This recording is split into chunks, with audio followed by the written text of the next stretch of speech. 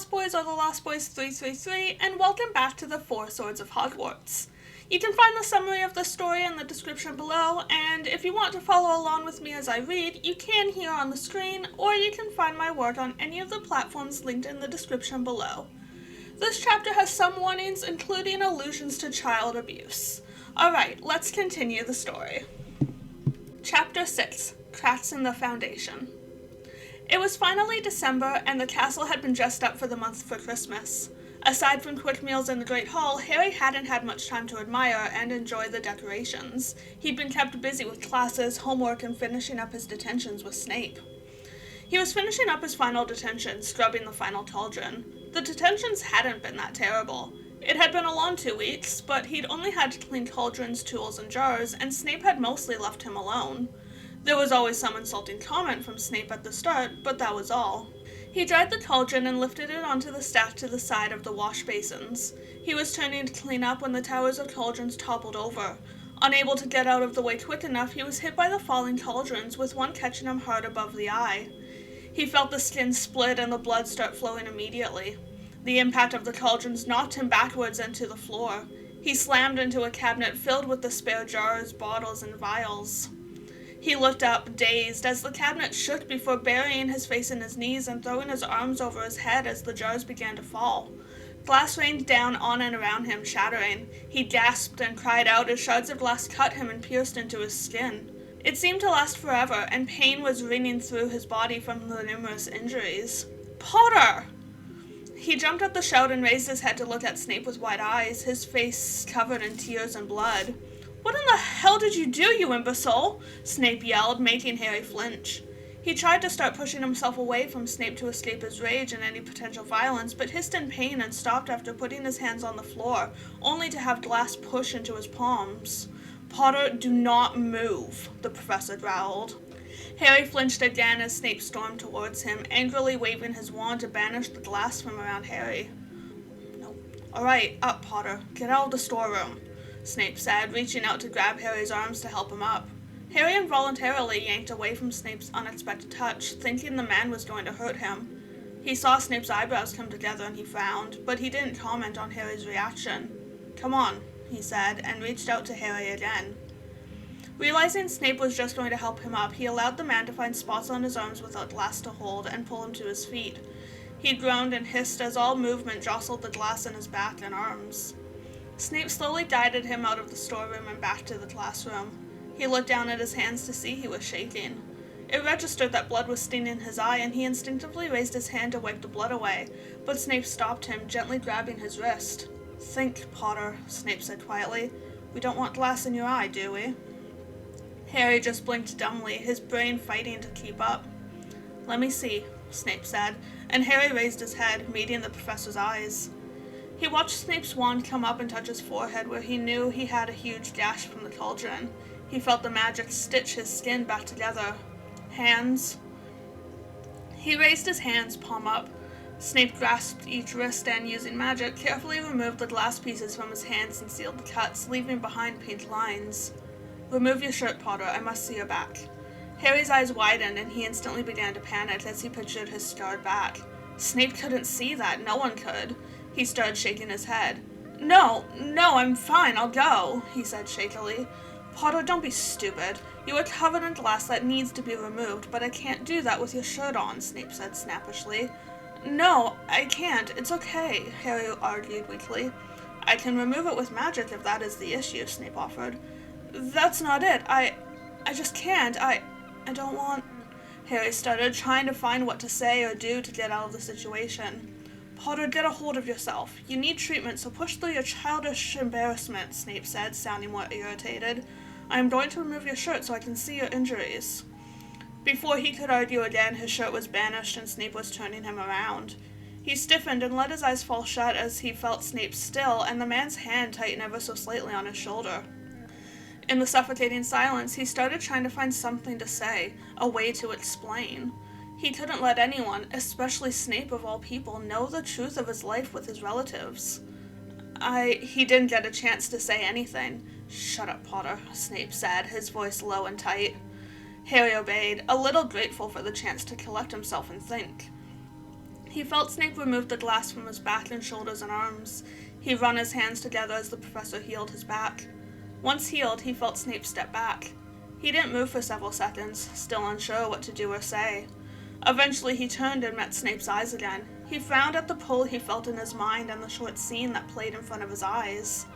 A younger version of him was shirtless and crying while Snape grasped his upper arms, looking at him with what seemed to be a gentle, sympathetic expression. "Let me help you," Snape said to the younger Harry, who looked at him with teary eyes. "Why?" young Harry whispered. "Because you deserve it," Snape said, and the scene ended, leaving behind a sharp pounding pain in his head. I can explain," Harry attempted, but stopped when Snape held up a hand. "Do not even try, Potter," Snape said. "I know abuse when I see it." Harry shook his head again. He wasn't abused. That's not what it was. It was just punishment when he acted out. "That's not—" "Stop," Snape said firmly. "It's abuse, and I will not listen to any other explanations or excuses you have come up with over the years. I assume it's your relatives, likely your uncle in particular." Harry swallowed thickly, continuing to twist his fingers together. He didn't know what to say. He'd hid it for so long, he never imagined what he would do if someone found out. He didn't believe anyone would ever find out. "I also assume no one knows," Snape said, but Harry still didn't speak. He was terrified, embarrassed, and confusion was joining in at Snape's calm, almost kind behavior. This was not the Snape he knew. Snape was angry and despised him. Snape would never act like this, especially not when he finally had proof Harry was disciplined and not worshipped by his relatives. "Potter," Snape said, and Harry looked at him again. "Let me help you." Harry frowned, the vision he just had flashing in his mind again.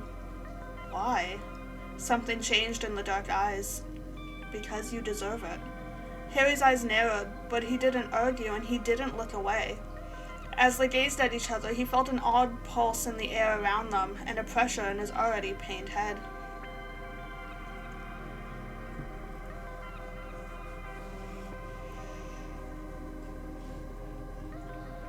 Harry winced as the two chasers body-checked each other so hard one of them was knocked off the broom. If anyone had thought the last Quidditch match was brutal simply because it had been between Gryffindor and Slytherin, they were currently being proven wrong. This match between Ravenclaw and Hufflepuff was just as vicious. 3 players had already been taken out, and they had only been playing for about an hour. He leaned on the railing of the stands, watching the match with a faraway mind. It had been a couple days since his disastrous last detention with Snape. He'd been able to avoid the man since then, horrified that Snape found out about the Dursleys and confused by the image he'd seen, and Snape's seemingly kind and understanding reaction to the discovery.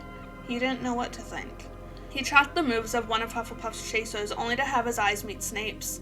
He tensed, uncomfortable, but he didn't look away. There was some other emotion he was feeling, but he couldn't identify it. He recognized it as the vague feeling he'd felt during the few strange visions he'd seen around Malfoy and Snape. He still couldn't explain those visions either. While they were accompanied by head pain, it wasn't his scar. It was like a headache, like he had been straining his mind too hard. He couldn't explain any of the things that had been happening lately. He finally pulled his eyes away from Snape and refocused on the match, just in time to see Ravenclaw's keeper take a bludger to the side of the head, knocking him to the ground out cold.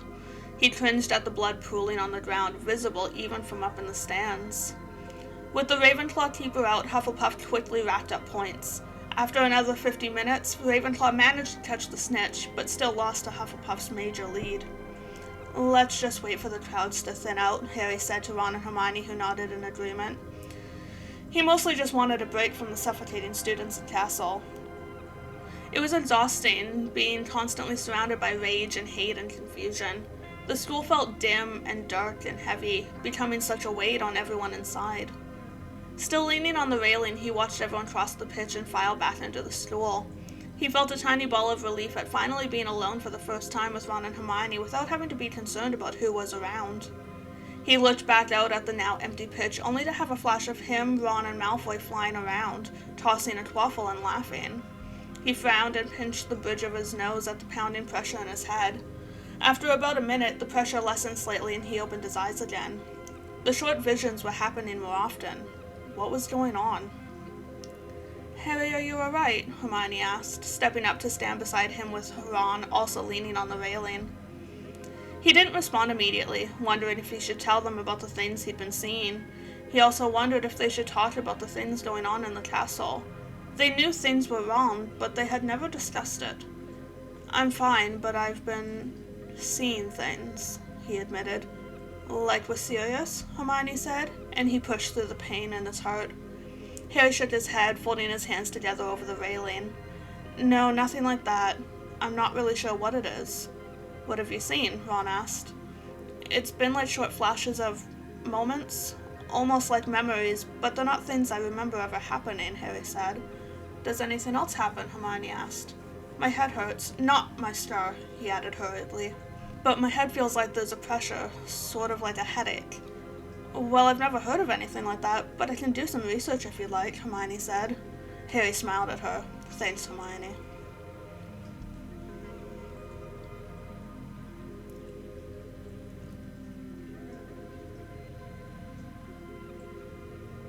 Severus Snape sat in front of the fireplace with a sigh, a glass of wine in one hand. He stared into the flames, contemplating many things, but mostly his last interaction with Potter. He hadn't seen the boy since that day until now at the Quidditch match. The lack of interaction was all the better for him given his intense confusion. Things had been odd, to say the least, inside the school that year. Students and staff alike appeared to recognize it, but seemed powerless to do anything about it. Rivalries between students had increased, seriousness among the staff had intensified, and anyone that had strong negative feelings about someone else found those feelings to be all-consuming. He, like everyone else, assumed it was a result of the fear and pressure everyone felt at Voldemort being back and rebuilding his army, accelerating the war. That, however, did not explain the day with Potter. He remembered feeling intense rage at the boy for causing such damage, and then irritation at both his stupidity about moving and his refusal to follow instructions to remove his shirt. But then he'd seen Potter's back. Underneath the mess of glass were dozens of scars, all different in cause, severity, and age. He hadn't been able to do anything for some time as his mind fought to understand what the markings meant. He finally made himself move and began healing the injuries from the glass. He couldn't believe it. Harry Potter was abused, and severely at that. When he heard Potter start to repeat some lie he'd likely come up with in the past, he couldn't let the boy continue. He dealt with abused Slytherins every year and never let them feed him their lies and excuses. He had no interest in hearing such things, not after spending his entire childhood spewing the same phrases. However, it was the end of the interaction he couldn't get out of his head.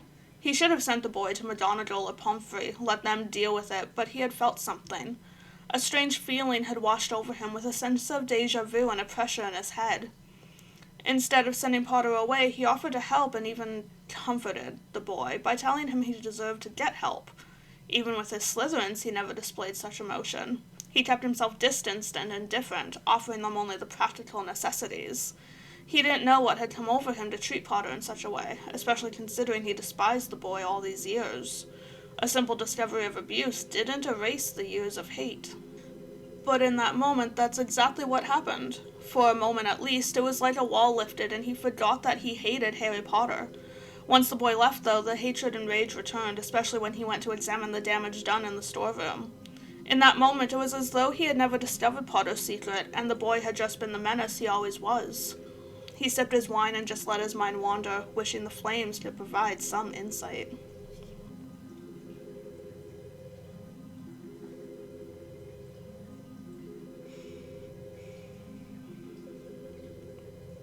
"Mr. Potter, how can I help you?" Snape asked the 12-year-old Harry. Harry stood outside the potions classroom looking sad and uncomfortable and fiddling with his bag strap on his shoulder. "Sir, would you mind if I just sat in here for a little bit? I need to get away from everyone and no one will look for me here." Snape considered Harry before pulling the door open and gesturing for Harry to enter. Harry gave a smile and slipped past Snape, dropping into his usual spot from class. He dropped his bag, folded his arms on the desk, and rested his chin on his arms with a sigh. "Might I inquire why you are using my classroom as refuge from the Hogwarts student body?" Snape asked casually. Harry glanced up with just his eyes, not moving his head. "What happened at the dueling club, remember? Everyone's looking at me like I'm about to curse them or something, as though I'm evil because I can talk to snakes." He huffed. "I didn't even know it was really a thing or a big deal. I can't tell when I'm doing it." Snape hummed. "I see. And your friends? Think I'm some number of great grandson of Salazar Slytherin." They're not scared of me, but they do keep looking at me like I'm a bloody experiment or something. I see. Harry glared up at the professor. Is that all you've got to say? Snape raised an eyebrow. I was unaware you were looking for advice. I thought you just wanted a place to hide. Harry sighed. Well, yeah, but... He paused, biting his lip. Are they all right? I know nothing about Salazar Slytherin's lineage, Snape said. Harry raised his head, sitting up. No, not that. I don't care about that. He picked out a burn mark on his desk. Am I evil? I've known much evil in my life, and you, Mr. Potter, are as far from evil as one can get, Snape said nonchalantly, as though the conversation were perfectly normal. Harry's eyes lightened up. Really? Snape just nodded. The smile he had gained was brief as it fell from his face when he clearly thought of something. Dumbledore said, Professor Dumbledore, Mr. Potter, and please do not quote that man to me, Snape said, and Harry looked at him curiously. There are some matters on which we disagree. Harry nodded in understanding. So, being a Parselmouth doesn't make me evil? No, Mr. Potter. In fact, Snape said, giving him a small smirk, I would say it makes you quite a remarkable young man. Harry smiled widely. Harry sat up in bed, pain shooting through his skull and his vision swimming. He felt dizzy, lightheaded, and even a little sick. He pushed the heels of his hands into his eyes, hoping the pressure would push the pain away. What in the hell kind of dream was that? It definitely wasn't a normal dream, but it wasn't a Voldemort dream either, since his scar wasn't hurting. Harry, he heard Ron say, sounding concerned. Are you okay? Yeah, it's just a headache, Harry said. No, not Voldemort, he added quickly. Is there anything I can do? Ron asked. No, thanks. I think it's starting to go away, Harry said, and he was being honest. The pain had seemed to lessen and was feeling more mild as time passed. He pulled his hands from his eyes and put his glasses on. He looked at Ron, who still appeared concerned. I'm okay, he said. It's pretty much gone now. Ron nodded slowly, obviously not completely convinced. Do you know what caused it? Not completely. It may have been this dream I had, but I don't know. Dream? Ron repeated with a frown. Harry nodded. If that's what it was, I'm not really sure. It was weird and different from any dream I've had before. What did you dream? Ron asked. It was second year. I was hiding in the potions classroom after the dueling club thing. Snape was there and we were talking. We were pleasant, like we liked each other, and he helped me, Harry said and looked at Ron. Both of them had eyebrows scrunched in confusion. Ron, I think it was a memory, but I don't remember anything like that ever happening. It couldn't have. Snape and I have always hated each other. Ron frowned, clearly thinking. Let's tell Hermione. Maybe she'll have an idea.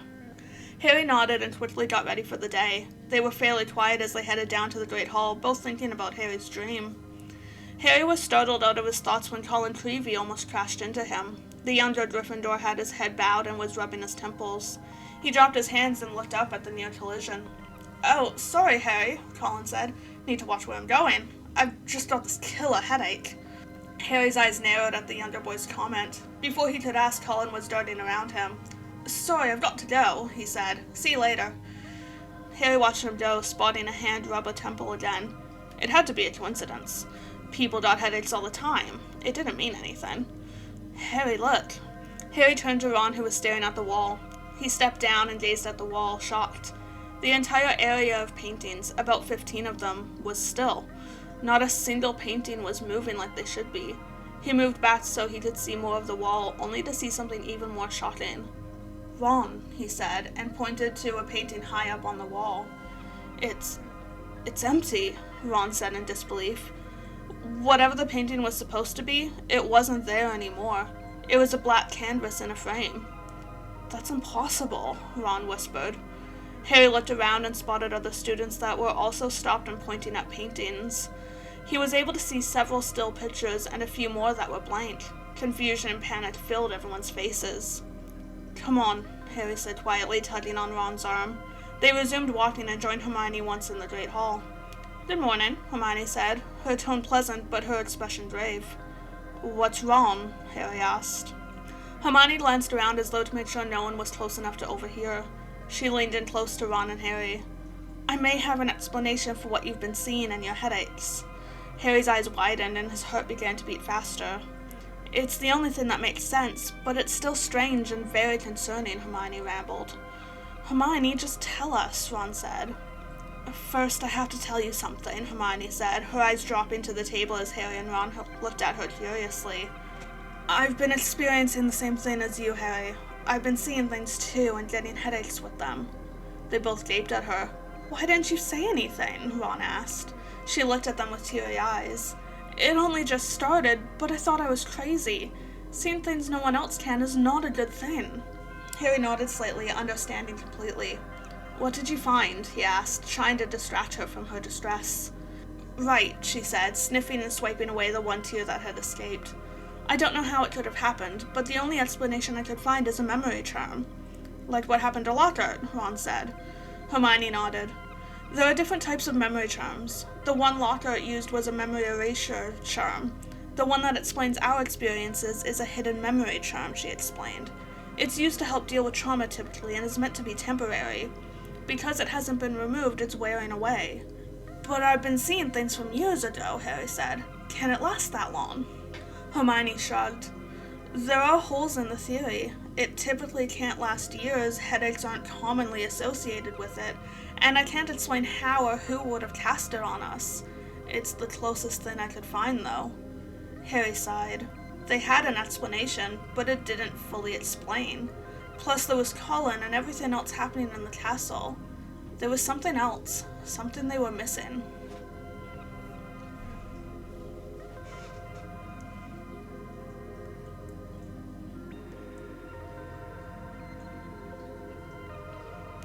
The room was quiet except for scratching quills and rustling paper.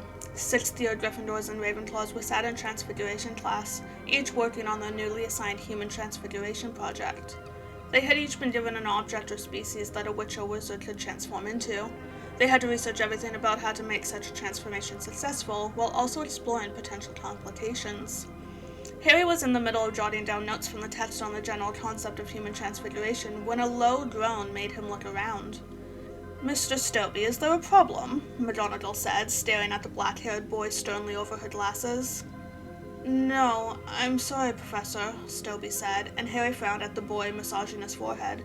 It's just a headache. Perhaps a visit to the infirmary? Stobie shook his head. No, I'm all right, Professor. McGonagall hummed and returned to her work.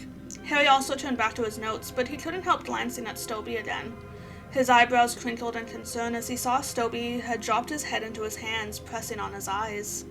The boy blew out a shaky breath before pushing himself to his feet. Professor, I think... What, Mr. Stobie? Harry frowned at how much Stobie appeared to be swaying. He saw McGonagall's raised eyebrow morph into an expression of worry. Mr. Stobie? She said, slowly getting to her feet. Stobie was cut off by his own cry of pain, where he slapped his hands to his eyes only to collapse to the floor in an unconscious heap. Students gasped and cried out in shock, and McGonagall hurried to Stobie. She did some quick observations and waved her wand before conjuring a floating stretcher and placing Stobie on it. Class is dismissed, she said, and rushed from the room without even making sure everyone was leaving. Harry watched her disappear and then turned to Ron and Hermione. If he hoped they would have an explanation, he was proven wrong by the fear filling their faces. Thanks for listening, and I hope you're enjoying this story so far. Let me know what you think, and subscribe if you want to be notified of future uploads. Be sure to find this story and all my other work on the platforms linked in the description below, and I'll see you in the next chapter.